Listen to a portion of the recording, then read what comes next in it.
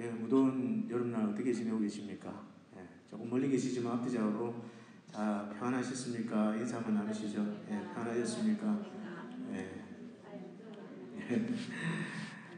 예, 더운 이 저녁에 여러분 또 말씀을 또 사모하는 마음으로 나오신 줄 믿고 여러분들 축복합니다. 우리가 지금 이제 사사기 3장을 오늘 11절까지 같이 읽었는데 아마 여러분 가정에서 또는 교회에서 사사기 전체를 다 읽어 오신 줄 알고 제가 앞부분만 같이 읽었습니다. 오늘 사사기 3장의 첫 부분에 보니까 이 사사기를 기록한 기록자는 여호와께서 가나안의 모든 전쟁을 알지 못한 이스라엘 백성들을 시험하려고 가나안 족속들을 남겨두셨다라고 이야기하면서 이제 네 족속들이 나오는데 블레셋 5군주, 모든 가나안 족속, 시돈 족속, 히위 족속들을 남겨두셨다고 합니다. 남겨두신 그 목적이 뭐냐? 그 이유는 그들을 통해서 이스라엘을 시험하셔서 그들이 여호와의 명령을 순종하는지 순종하지 않는지 알고자 하십니다. 자, 여러분 그 시험의 결과 어떻게 됐을까요? 5절에서 6절을 다시 한번 보시면 이렇게 말합니다.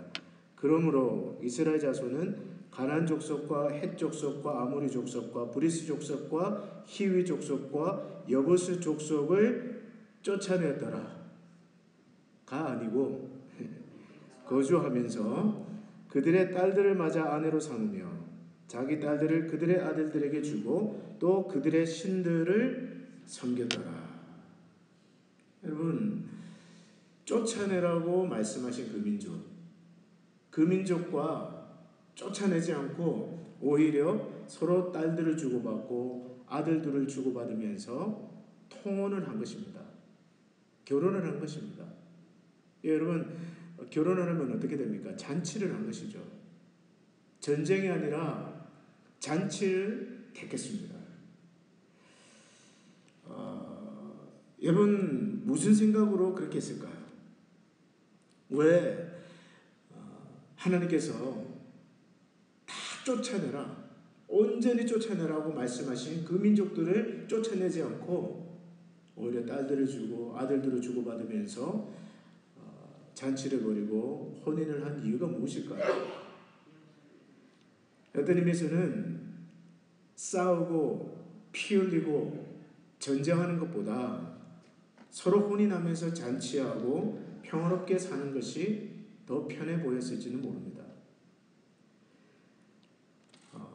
또 그런가 하면 가나안 족속들을 자기들 밑에 두면서 부역을 시키는 것이 경제적으로 더 이익이라고 판단했을 것입니다. 오늘날 여러분 미국이나 우리 한국도 그렇습니다만은 불법 노동자들이나 또 해외에서 이주해온 그런 노동자들을 많습니다. 간단해요. 쓰는 이유는 노동 비용이 싸기 때문에. 아마 이스라엘 백성들도 이 쫓아내라고 하신 그 가나안 족속들을 쫓아내지 않은 이유 중에 하나는 돈이 되기 때문에 그랬을 겁니다. 경제적인 이득이 되기 때문에. 자, 그런데 문제는 이 이스라엘 백성들이 이런저런 이유로 남겨둔 그 민족들이 나중에 그들의 등에 박힌 가시가 된다는 거예요. 옆구리에 박힌 가시와 같이 그들을 끝끝내 괴롭히고 고통을 준다는 것이 이 사사기의 내용입니다. 여러분, 여기서 우리는 무엇을 알 수 있을까요? 오늘 이스라엘의 실패를 통해서 여러분 우리는 어떤 교훈을 받아야 되겠습니까? 첫째로는 우상은 결국 고통을 가져온다는 것을 우리는 알 수 있습니다. 오늘 7절에 보시면 이렇게 말합니다. 7절 다 같이 한번 다시 읽어볼까요? 시작. 이스라엘 자손이 여호와의 목전에 악을 행하여 자기들의 하나님 여호와를 잊어버리고 바알들과 아세라들을 섬긴지라.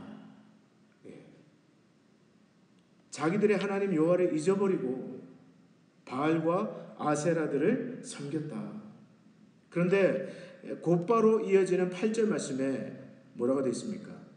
여호와께서 이스라엘에게 진노하사 그들을 메소포다미아 왕 구산 리사다임의 손에 파셨으므로 이스라엘 자손이 구산 리사다임을 8년 동안 섬겼도다.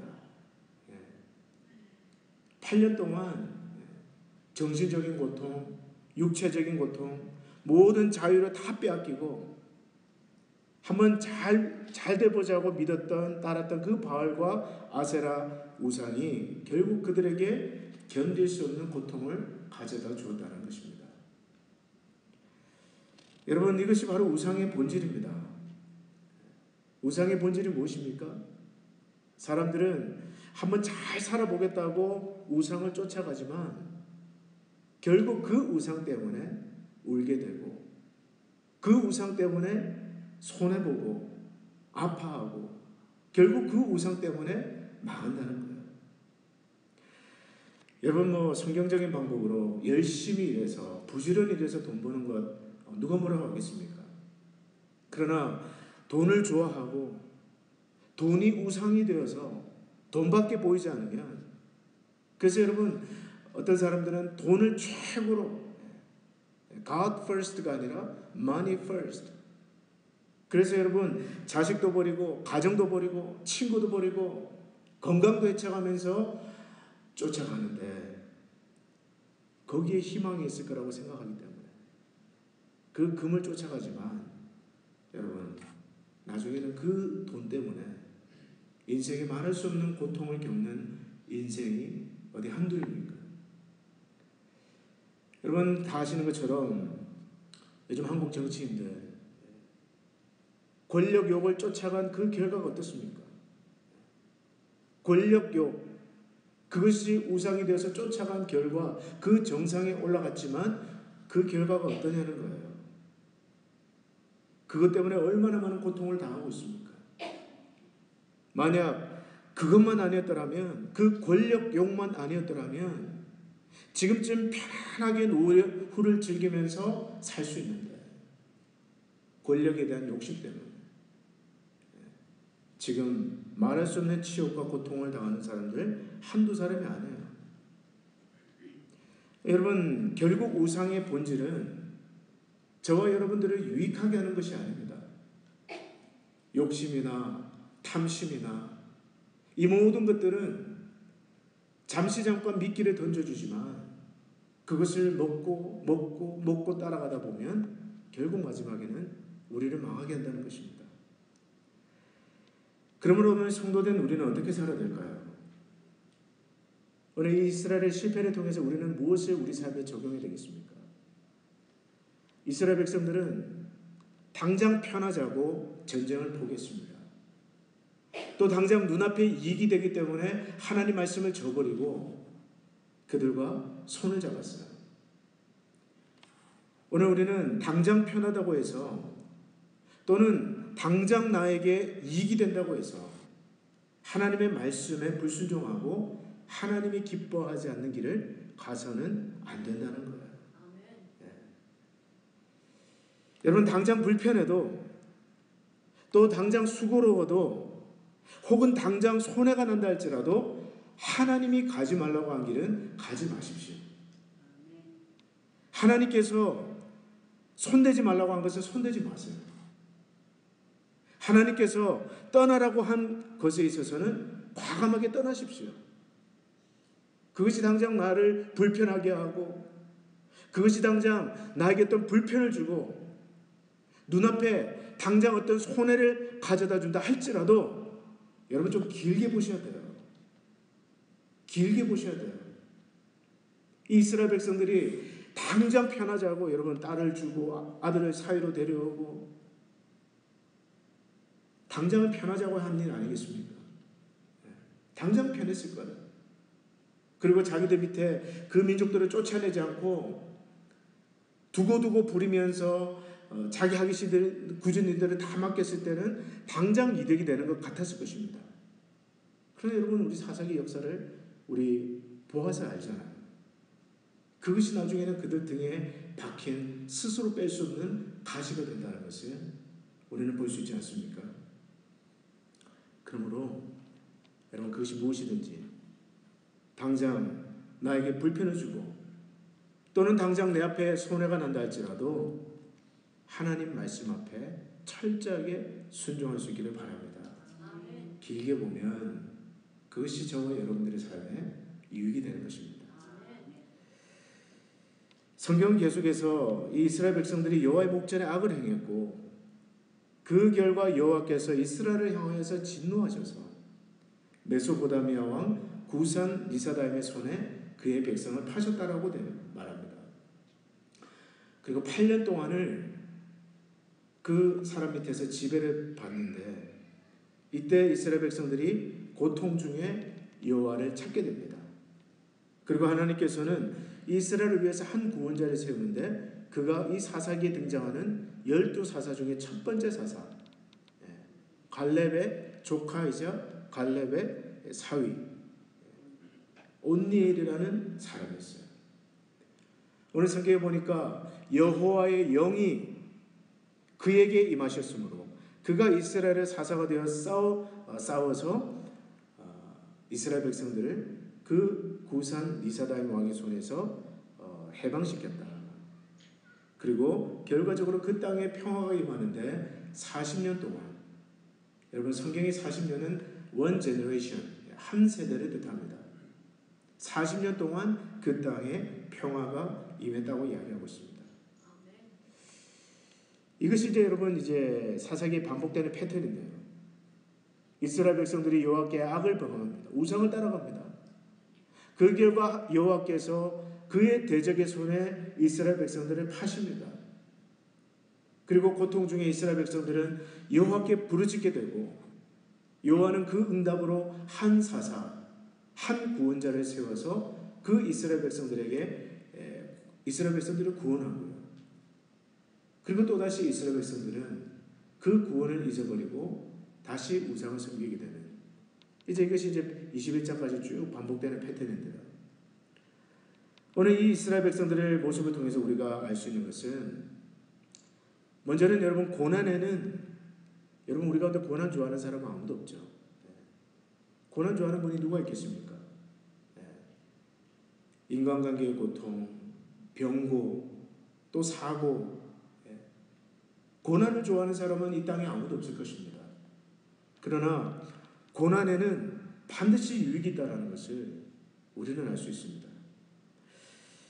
여러분 사실 우리는요, 우리 옆에 계신 함께 신앙생활하는 성도들, 고통의 때를 지나가고 있는 분들, 병을 앓고 있는 분들이라든지 또 어려움을 겪고 있는 분들에 대해서 저 사람이 고난을 당하는 이유를 우리는 말해서는 안 됩니다. 우리는 그 이유를 다 알지 못해요.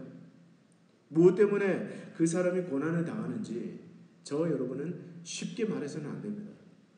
그러나 여러분 분명한 것이 있는데요. 고난에는 반드시 유익이 있다. 고난에는 반드시 유익이 있다. 근데 그 유익이 무엇인가?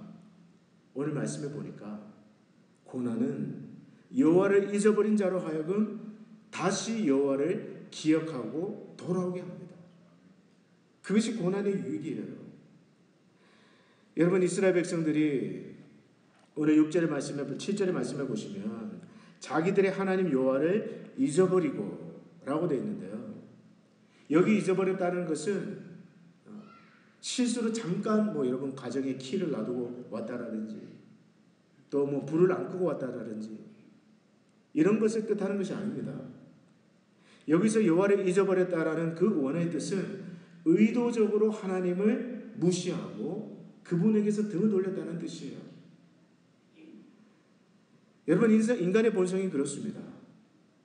서로 이방인들과 혼인을 하고 잔치를 하고 모든 것이 편안해지고 모든 것이 잘 되면 여러분 하나님을 잘 섬길 줄 알았는데 성경의 역사를 보면 그렇지 않습니다.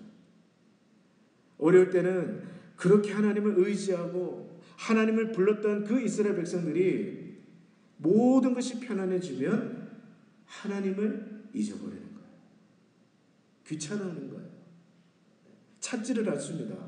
의지하지를 않습니다. 그러나 여러분 어떻습니까? 고난이 오면 하나님께서 그들을 보시고 이스라엘에게 진노하셔서 구상 리사다임의 손에 파시자 다시 그들의 삶에 고통이 찾아오자 이스라엘 백성들이 9절에 보니까 어떻게 합니까? 여호와께 부르짖으며 여호와께 부르짖으며 여러분 평소에 여호와 없이 살던 분들도 고난을 당하면 하나님의 존재를 찾기 시작해요. 어떤 의미에서는 여러분의 신앙도 마찬가지일 것입니다. 여러분의 신앙이 언제 정말 쑥쑥 자라셨어요? 편안할 때입니까? 모든 것이 잘 될 때입니까? 신분 문제 다 해결되고 손대는 사업마다 다 잘 되고 돈은 뭐 셀 수 없고 셀 수 없이 들어오고 여러분 그럴 때 신앙이 쑥쑥 자라시던가요? 표정이 왜 그러세요 다들? 아마 분명한 것은 저는 잘은 모르지만 여러분의 인생에 정말 눈물 없이는 하루도 살 수 없는 그 시절에 세상에 의지할 곳 없고 찾아갈 곳 없는 정말 붙들 수 있는 것 없던 그 시절에 그 고난의 때, 그 고난의 밤에 오히려 여러분들의 신앙이 더 뜨거워지고 더 날이면 날마다 더 믿음이 강해지고 깊어지지 않던가요? 여러분 이어령 박사 여러분 잘 아시지만 저희 도서관에 남은 책이 있을 겁니다. 한국의 저명한 대학자죠. 평생을 무신론자로 살았던 분 70평생 기독교에 대해서 잘 알았지만 그분은 무신론자였습니다. 그런데 그분이 예수를 믿고 세례를 받으셨어요. 불과 한 몇 해 전의 일입니다. 어떻게 그렇게 됐습니까? 자기 딸이 돌아가셨지만 이민아 씨 변호사였고 또 검사였고 똑똑한 자기 딸 그 딸이 죽을 병에 걸려서 고통을 지나가고 있는 그 모습을 바라보면서 그 아버지가 예수 그리스도께 무릎을 꿇고 그분을 구주로 영접하고 세례까지 받았던 건 아닙니까? 고난이에요, 고난. 만약에 모든 것이 잘 됐다면 딸이 시집 잘 가서 아들, 딸 놓고 잘 살고 여러분 정말 여러분 가운데 고통 가운데 통과하시는 분이 있으면 아마 이민아 이제 목사님 안수받고 돌아가셨는데 그분의 책을 한번 읽어보세요. 그 아들 둘이 있었는데 하나는 또 장애인이고 또 아마 그 스토리가 굉장히 여러분 어떻게 사람이 저런 고난을 다 통과할 수 있을까 라고 생각될 정도로 한번 그 책을 한번 읽어보세요. 그러나 여러분 놀라운 것은 그 고난이 그 가정 전체를 예수 그리스도께로 인도했다는 사실입니다. 지금 저도 개인적으로 예전에 제가 지도했던 청년이 지금 한국에서 이제 군복무를 하고 있는데 어제 아침에도 이제 통화를 하고 요즘 자주 통화를 합니다. 이 청년이 뜨거워졌어요. 제가 한 2주 전에 설교하면서 인용했던 그 청년인데 왜 뜨거워졌냐? 막 수요 예배 가서 그 군대에서 여러분 군대에서 군인이 쉬고 싶지 예배 가고 싶겠어요? 그런데 그 수요 예배 탁 들어와서 막 눈물 펑펑 쏟아가면서 하나님 말씀이 마치 자기에게 하는 말씀인 것처럼 막 팍팍 꽂히고 정말 주님 생각하면서 찬양 부르는 것이 좋고 자기 후임으로 들어온 장교와 같이 제자 양육을 하고 뜨거워졌는데 알고 봤더니 사랑하는 자매가 이별 통보를 한 거예요. 여러분 웃으시지만 그 청년에게는 그게 인생의 전부입니다.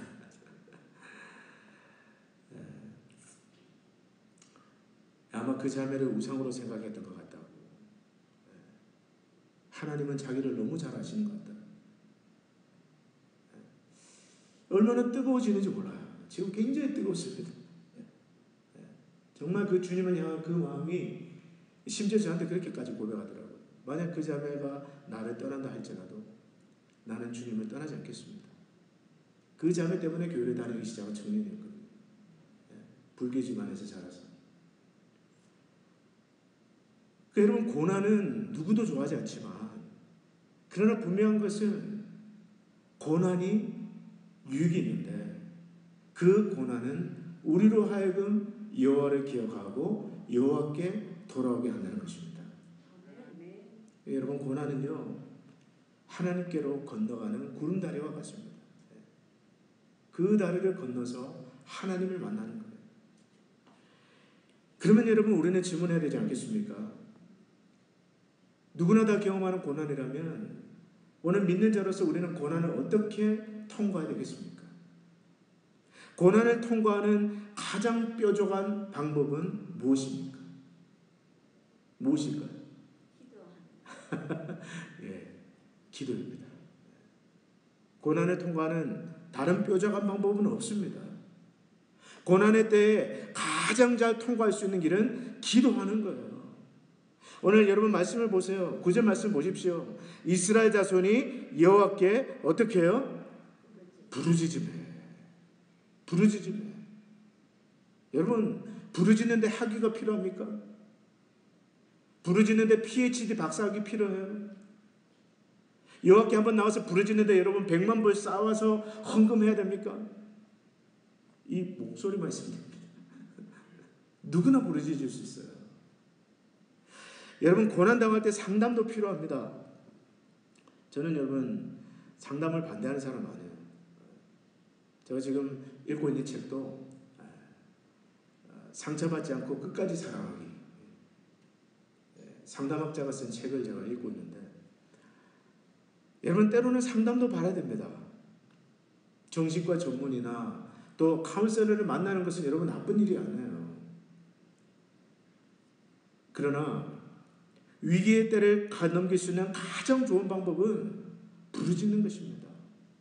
여러분, 우리에게 있는 가장 위대하고 훌륭한 닥터, 카운셀러가 있는데 그분이 누구세요? 예수님이십니다. 마음이 답답할 때, 가정에 문제가 있을 때, 고통이 있을 때, 여러분 주님 앞에 나와서 주여, 주님 부르짖으면서 기도하는 것. 그동안 여러분 어떤 잘못을 했건, 여러분들이 어떤 말 못할 죄를 지었던, 하나님은 기도하러 그분 앞에 나온 사람을 절대로 꾸짖지 않습니다. 그 여러분 죄가 있어도 나오셔야 돼요. 설사 내가 면목이 없다 할지라도, 그동안 신앙생활 불성실했기 때문에 면목이 없다 할지라도 여호와 앞에 나와서 부르짖기만 하면 자비로우신 하나님 언제든지 우리를 받아주시고 우리를 품어주시고 위로해 주시고 건져주십니다. 지금 여러분의 삶에 구산 리사라임은 무엇입니까?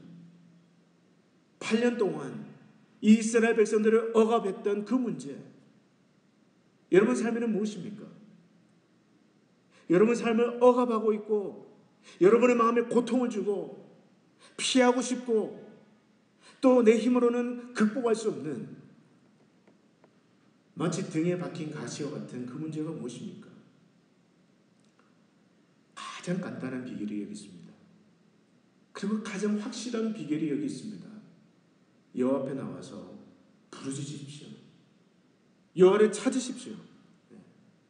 하나님께서 반드시 여러분의 삶에 샬롬, 평안을 회복시켜 주실 것입니다. 오늘 말씀해 보니까 11절에 보니까 그 땅이 평온한지, 이 평온이라는 것이 샬롬이에요. 샬롬. 한번 따라서 하시겠어요? 샬롬.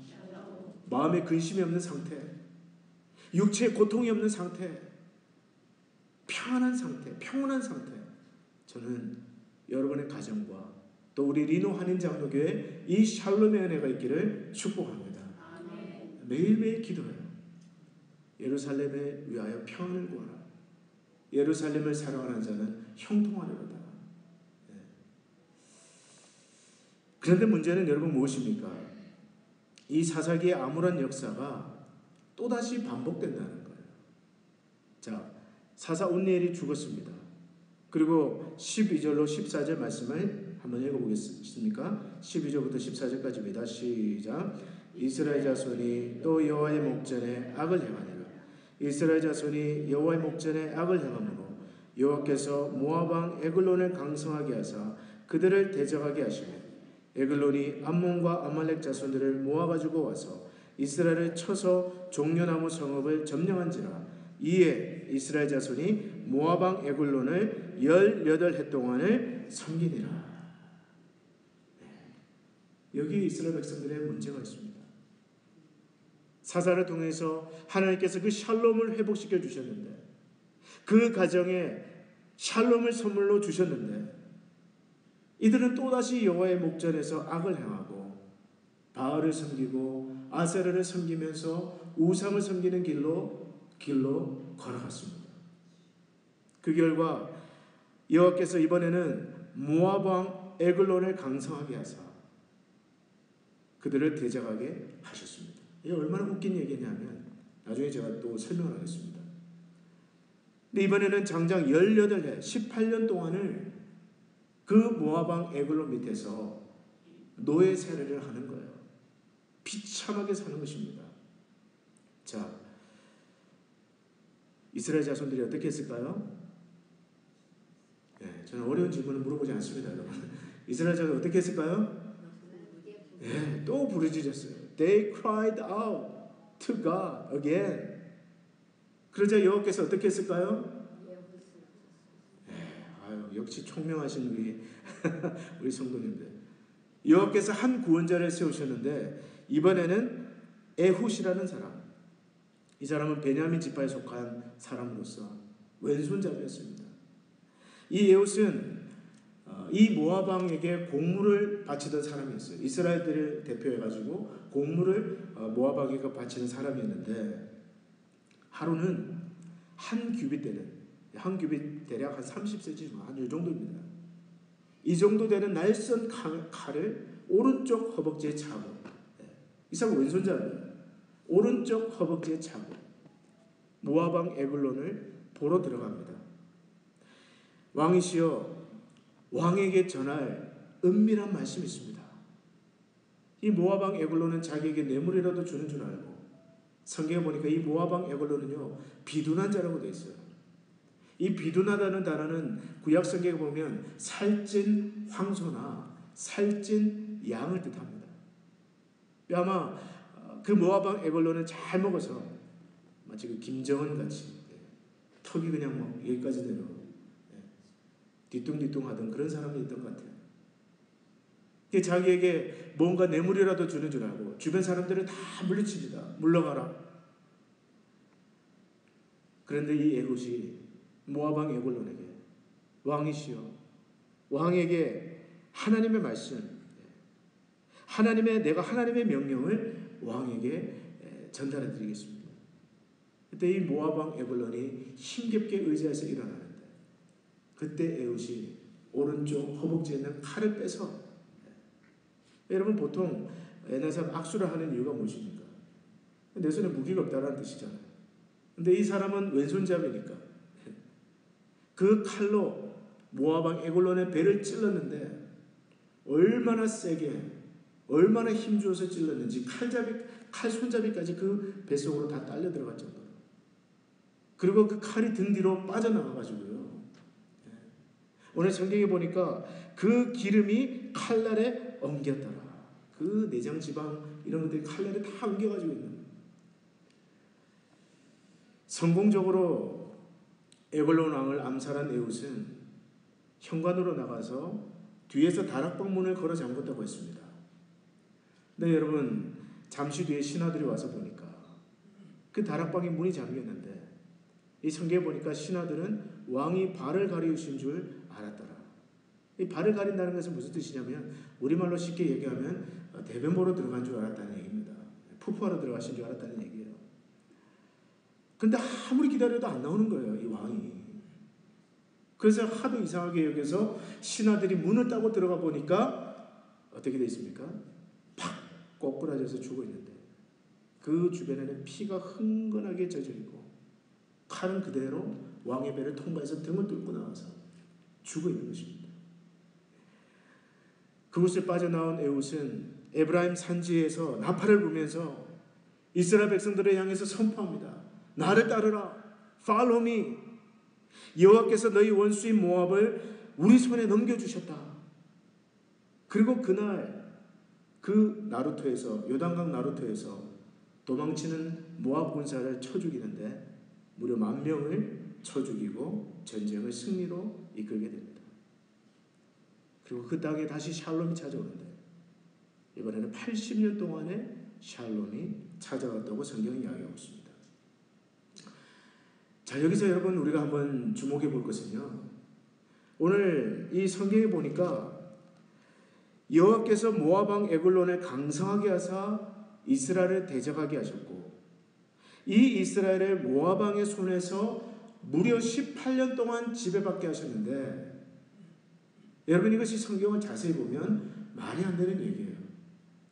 왜 말이 안 되는가? 이 모압이라는 나라는 이스라엘을 정복하고 지배하고 다스릴 만한 그런 나라가 못 됩니다. 여러분 13절 한번 보시면요. 이 모압 왕 에글론이 이스라엘을 혼자 치지 않고 어떻게 하느냐? 암몬과 아말렉 자손들을 어떻게 해요? 모아가지고 와서 이스라엘 자손을 치니라. 무슨 뜻입니까? 혼자 싸워서는 상대가 안 될 것 같은 거예요. 적어도 이때 이스라엘 백성들은 그 정도 힘은 있었다는 것입니다. 모압이 보기에 이스라엘은 만만한 나라가 아니었습니다. 자기들이 정복해서 18년 동안이나 다스릴 수 있는 그런 상대가 아니었다는 얘기예요. 그리고 여러분 에글론이라는 뜻은 작고 똥똥한 황소를 뜻해요. 네. 여러분 성경의 기자가 그렇게 기록하는 이유가 있습니다. 도살용으로 키워지는 그런 작고 통통한 황소, 힘이 없다라는 뜻이에요. 마치 여러분 쉽게 말하자면 이렇습니다. 김정은이 미국을 지배하는 것과 마찬가지예요. 네. 이해가 되시죠? 네. 잘 이해가 안 되시는 표정이십니까? 북한의 김정은이 18년 동안 미국을 다스렸다 이 말입니다. 이런 말도 안 되는 상황이 지금 사사기 3장에서 벌어지고 있는 거예요. 자, 어떻게 이런 일이 일어날 수가 있습니까? 문제가 무엇입니까? 우리는 이것을 중요하게 생각해야 돼요. 여러분 모압이 이스라엘을 정복하고 지배한 것은 이스라엘이 약해서가 아닙니다. 모압이 강해서가 아닙니다. 이것은 하나님을 떠난 그 백성들, 우상 숭배에 빠진 그 백성들을 향한 하나님의 징계의 결과였습니다. 여러분 여기서 우리는 무엇을 깨달아야 됩니까? 죄는요 쉽게 짓지만 그것은 무서운 결과를 가져온다는 것을 우리는 기억해야 되는 것이죠. 여러분 죄는 우리를 약하게 만듭니다. 죄는 우리에게 두려움을 줍니다. 여러분 죄를 지으면 쫓아오는 사람이 없어도 늘 불안해요. 죄는요 우리의 믿음을 약하게 만들고요 우리에게 용기를 앗아갑니다. 그리고 아무리 많은 꾀가 있고 지혜가 있더라도 죄가 있으면 그 사람은 절대로 성공할 수가 없습니다. 여러분 한번 보세요. 이 상대가 되지 않는 모압에게 지배를 당하고 있는 이 이스라엘의 비참한 현실을 한번 보십시오. 18년 동안이요. 약해서가 아니에요. 문제는 무엇입니까? 죄 때문이라는 것이죠. 그러므로 여러분 오늘 우리는 연약하기 때문에 저와 여러분은 죄를 안 질 수는 없지만 그러나 여러분 작은 죄라도 가볍게 여기지 마십시오. 우리의 심령을 살펴서 늘 철저하게 회개하고 죄를 버리십시오. 다른 누구를 위해서가 아닙니다. 여러분 자신을 위해서 그렇게 하십시오. 여러분, 사실 저는 목회를 하고 있지만 저는 그렇게 생각해요. 제가 늘 신경 쓰고 늘 조심하는 게 이 마음 관리입니다. 어떤 목사님들은 능력을 주시옵소서, 기도원에 가서 40일 동안 금식 기도도 하시고 소나무 뿌리 뽑고, 저는 좀 먹는 걸 좋아해가지고 40일 동안은 제 평생에 그런 은혜가 없기를 저는 바라지만, 여러분, 능력도 필요하고 능력도 중요하지만 저는 그렇게 생각합니다. 능력도 중요하지만 이 심령을 죄로부터 지키는 것, 그것이 더 중요하다고 저는 믿어요. 왜냐하면 능력이라는 것은 거룩한 삶에서 나타난다는 것을 믿기 때문에 그렇습니다. 저는 신경을 많이 씁니다. 작은 죄, 눈으로 짓는 죄, 말로 또는 생각으로 죄 짓지 않도록 늘 저 자신을 살피고요. 여러분, 마찬가지입니다. 무엇을 하든지 여러분, 죄 짓는 것만 두려워하지 마십시오. 그건 저와 여러분들이, 다른 건 여러분, 무엇을 하든지 죄 짓는 것만 두려워하지 않으면 여러분들이 무엇을 하든지 어디로 가든지 하나님은 담대함을 주십니다. 그리고 형통하게 하세요. 믿으십시오. 여러분 자신을 지키는 것. 그리고 여기서 말하는 건, 여러분, 사람이기 때문에 넘어질 수 있잖아요. 제가 말하는 것은 알면서도 고집스럽게 가는 것 뜻합니다. 알면서도 고집스럽게, 또는 눈앞의 이익 때문에, 오늘 이스라엘 백성들처럼 다 알아요. 쫓아내야 되는 거 다 알아요. 그러나 눈앞의 그 이익 때문에 못하는 거예요. 오늘 저와 여러분들이 정말 우리 자신을 죄로부터 지켜나갈 때, 여러분들이 무엇을 하든지 어디로 가든지, 그리고 내 상황과 관계없이 승리를 주실 줄로 믿습니다. 에훗이 죽고 난 다음에 두 번째로 세 번째 삼갈 사사가 등장하는데요. 오늘 31절부터 우리 32절 한번 읽어보시겠습니까? 시작. 에훗 후에는 아낫의 아들 삼갈이 있어 소모는 막대기로 블레셋 사람 600명을 죽였고 그도 이스라엘 사람을 구원하였더라. 자, 지금까지 등장한 사사 중에 가장 짧은 내용, 두 구절만 지금 삼갈에 대한 내용이 등장하는데요. 여러분, 우리가 앞으로 계속해서 살펴보겠지만 이 사사기에는 12사사가 등장을 합니다. 그런데 이 12사사를 똑같은 분량으로 다루지 않아요. 이 사사기를 기록한 사람이 자신이 중요하다고 생각하는 사사들 중심으로 이 사사기를 기록해 나갑니다. 삼갈은 이제 두 구절만 이제 등장을 하는데요. 에훗이 죽은 후에 아낫의 아들 삼갈이 있었는데, 특이한 것은 소모는 막대기로, 여러분, 소모는 막대기 해봐야 얼마나 그게 튼튼하겠어요. 블레셋 사람 600명을 죽였고 그도 이스라엘을 구원하였더라. 여러분, 그 역사학자들에 따르면 당시 블레셋 사람들은 가장 용맹하고 예리한 무기를 사용했던 민족이라고 합니다. 여러분, 반면에 이 삼갈이 들었던 것은 무엇입니까? 소모는 막대기. 이 막대기로 사무라이가 든 그 검을 싸워서 상대해서 이겼다라는 그런 뜻이죠. 여러분, 이 소모는 막대기는 무엇을 뜻합니까? 이것은 하찮은 물건을 뜻합니다. 무기라고도 할 수 없는, 널려있는, 지천에 널려있는, 어떻게 보면 정말 보잘것없는 것을 뜻합니다. 근데 여러분, 그 소모는 막대기로 블레셋 사람 600명을 싸워서 이겼다라는 것은 무엇을 뜻할까요? 이것은 바로 우리 자신도 비록 우리는 연약하고 보잘것없어 보이고 또 우리는 마치 소모는 막대기처럼 별로 주목하지 않는 그런 존재일지 모르지만, 여러분, 중요한 것은 내가 어떤 일을 할 수 있고 나에게 어떤 능력이 있느냐, 이것보다 오늘 우리가 하나님의 전능하신 손에 붙들리느냐 안 붙들리느냐, 이것이 더 중요하다는 것이에요. 여러분, 사사기에 보면 반복해서 등장하는 구절이 있는데 여호와의 영이 임하셨더라. 여러분, 중요한 것은 여호와의 영이 임하는 것입니다. 사사 온니엘도 평범한 사람이었습니다. 그러나 그 평범했던 온니엘에게 여호와의 영이 임했을 때, 여호와의 영이 그를 사로잡았을 때 그는 하나님의 놀라운 도구가 되어서 이스라엘을 구원했습니다.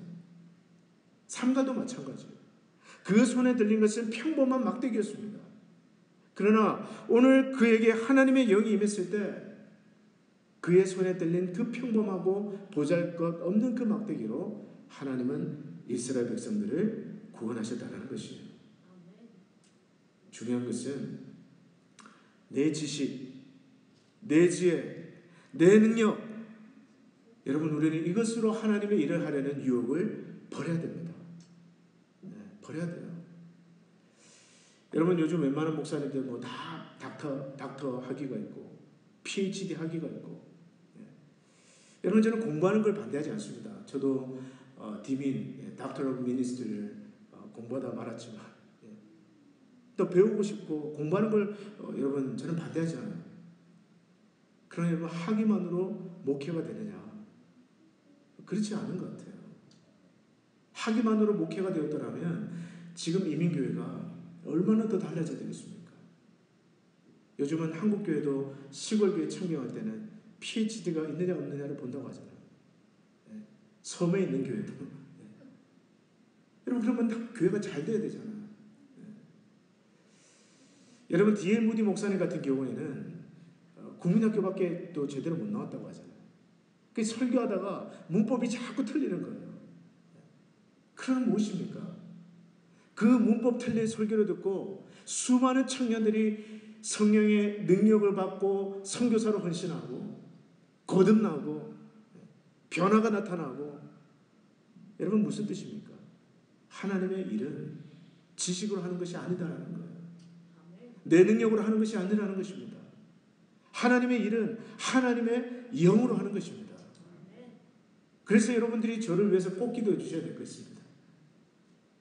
이 부족한 종을 여호와의 영으로 충만케 하셔서 소모는 막대기와 같은 자이지만 하나님의 구원의 통로가 되게 하여 주시옵소서. 기도해 주시기를 부탁드립니다. 여러분, 설교하는 게 중요한 게 아니라 이 설교를 듣는 사람이 거듭나야 되잖아요. 정말 이 지역에서 악명이 높은 그러한 죄인이라 할지라도 이 강단에서 선포되는 그 설교를 듣고 그 삶이 변화되고 깨지고 하나님 앞에 돌아오는 역사가 일어났다는 그런 소문을 들어야 되지 않겠습니까? 여호와의 영이 함께 하십니다. 오늘 여러분들도 마찬가지입니다. 여러분의 자신은 연약할 수 있습니다. 건강도 여러분 예전 같지 못할 수도 있습니다. 또 남들보다 여러분 많이 배우지 못한 분들도 계실 수 있습니다. 그러나 여러분, 그것이 무슨 문제가 되겠어요? 오늘 여러분이 성령으로 충만하기만 하다면 하나님은 여러분을 통해서 반드시 교회를 살리시고 우리 리노아니 장로교를 견고하게 세워질 줄로 믿습니다. 오늘 이 밤에 나오시는 분들 성령의 충만한 은혜를 경험하시기를 축복합니다. 여러분, 하나님의 교회에 뭐 세상적으로 박사학위를 받고 있다, 그 사람이 뭐 높은 뭐 세상에서 사장이다, 그런 분들이 교회 와서 교회 잘할 것 같지만 여러분, 그렇지 않아요. 물론 잘하는 분도 계시지만 여러분, 세상적인 리더십이 탁월하다고 해서 영적 리더십까지 있는 것은 아닙니다. 중요한 것은 여호와의 영이 오늘 우리를 사로잡으시느냐 하느냐, 그것이 중요한 것입니다.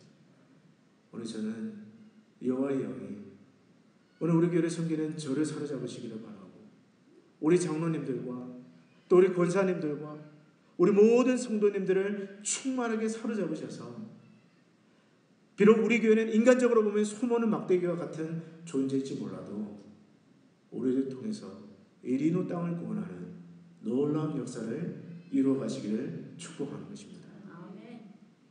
말씀 읽겠습니다.